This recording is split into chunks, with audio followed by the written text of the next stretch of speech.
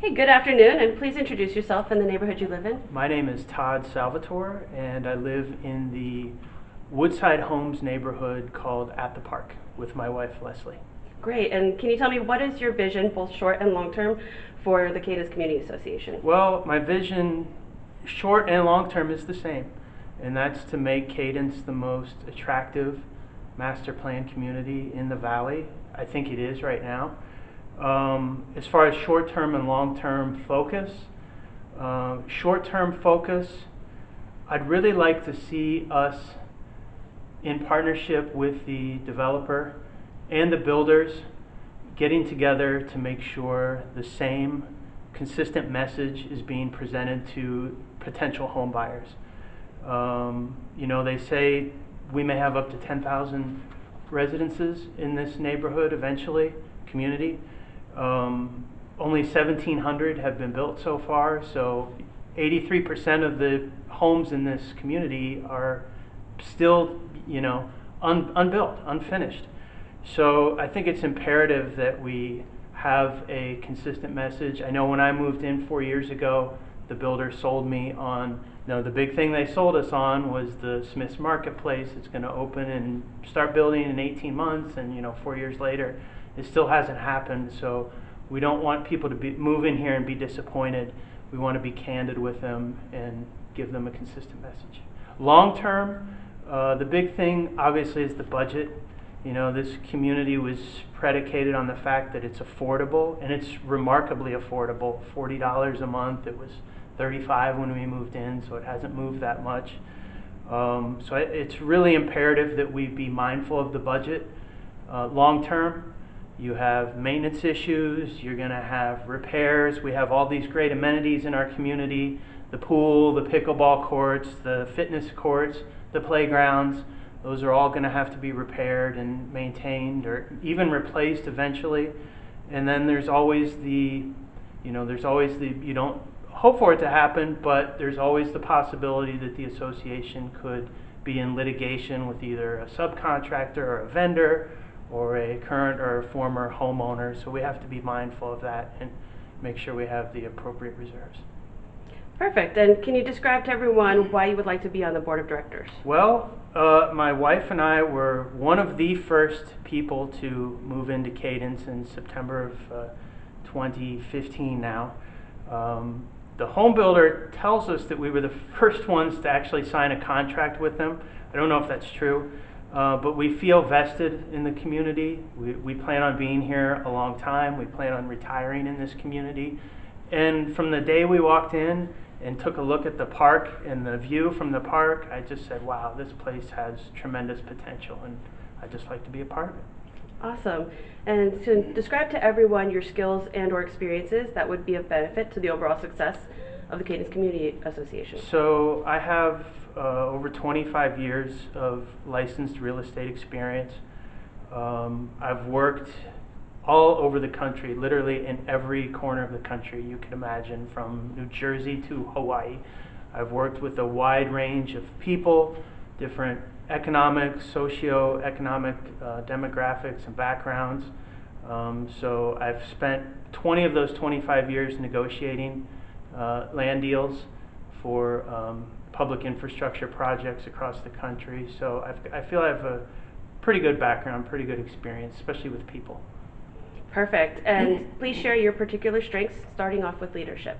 Okay, leadership. I am currently the Director of Nevada Operations for my company, which is based in Long Beach, California. I also am currently overseeing the offices in Oregon and Utah. So I have a lot of staff to oversee, a lot of different projects to oversee, budgets to oversee. I'm also a member and voting director in a professional organization called the International Right-of-Way Association. We have over 10,000 members worldwide in approximately 20 countries, 88 chapters. We have a chapter in Southern Nevada where I currently serve as president of that chapter.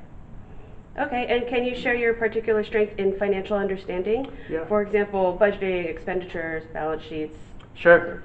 So that's pretty much what I do every day in work, other than negotiating land deals. But we do have large project budgets that we have to manage. We have sub-consultants, we have vendors that we have to hire and maintain their budget and keep our projects under budget.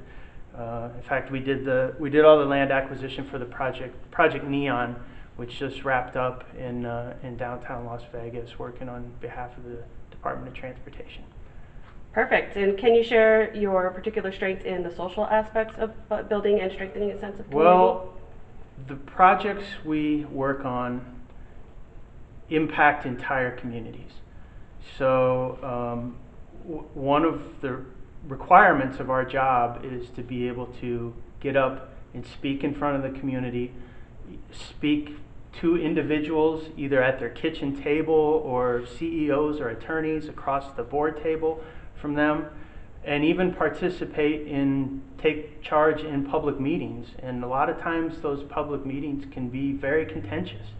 We've had meetings where we've had police escorts at the meetings, and when people are impacted, when their livelihoods are potentially impacted, they're concerned, and things can get a little dicey. But we've had good success in massaging those problems over and getting things resolved.